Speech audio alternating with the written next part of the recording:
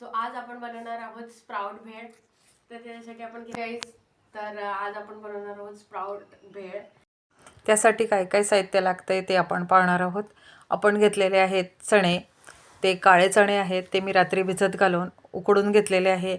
आणि चण्याबरोबर मी मूग देखील भिजत घातलेले आहे, हिरवे मूग आहे ते देखील चण्याबरोबर मी बॉईल करून घेतलेले आहे. काकडी आहे आणि मीठ आहे, कोथिंबीर आहे, गाजर आहे, टोमॅटो आहे आणि आपण घेतलेले आहे शेव आणि मूग डाळ, आलू भुजिया आहे, खारे शेंगदाणे आहेत, बीट आपण चॉप करून घेतलेला आहे, कांदा आहे आणि शेंगदाणे तळून घेतलेले आहे आणि आपल्याला चाट मसाला देखील लागणार आहे.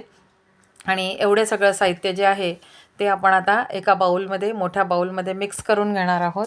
आणि मिक्स करून घेण्यासाठी मी समृद्धीला बाउल दिलेला आहे.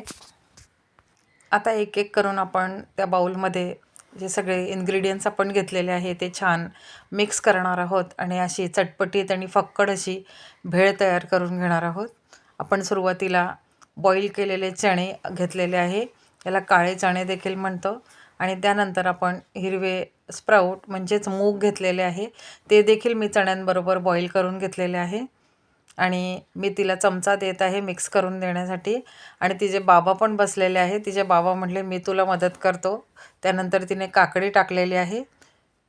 म्हणून आपण त्याला करू शकतो अशा पद्धतीने. म्हणजे टोमॅटो जर आपण रोज सेवन केलं तर डायबिटीजसाठी सुद्धा उत्कृष्ट असतं.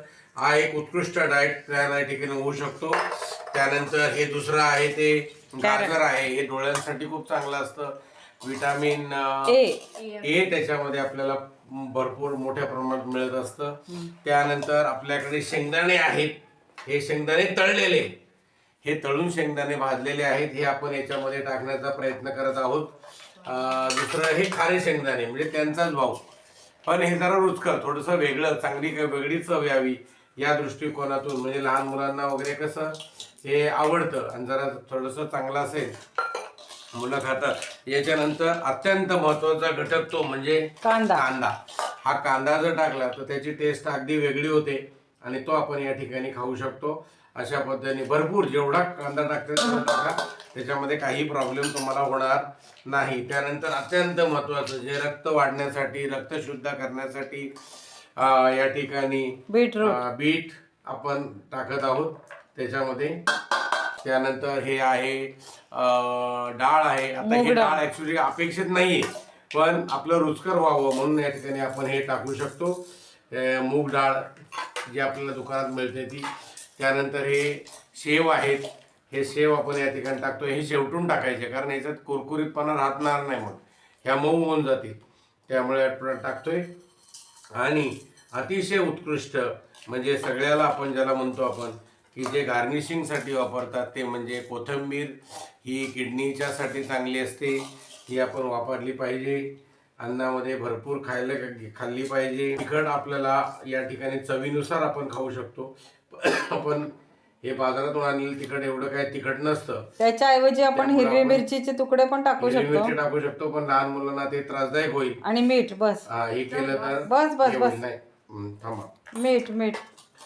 आणि हे आता आपण टाकतो याच्यामध्ये मीठ कमी टाकायचं, जास्त मीठ वरून खायचं नाही.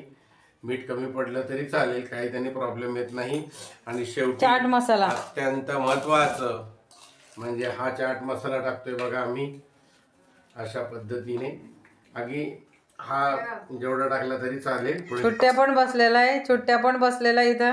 आणि शेवटी मी आता याच्यामध्ये छान असं लिंबू पिळतोय की जेणेकरून त्याच्या टेस्टमध्ये अधिक भर पडेल. अशा पद्धतीने ही अत्यंत पौष्टिक, अत्यंत उत्कृष्ट अशी भेळ की जी डाएट प्लॅनमध्ये आपण खाऊ शकतो ती केलेली आहे. आणि मी तुम्हाला आता ती खाऊन दाखवत आहे कशा पद्धतीने झाली. मीठ कमी लागेल पण त्याला हरकत नाहीये, चमचा ना. अतिशय उत्कृष्ट अशी भेळ झालेली आहे.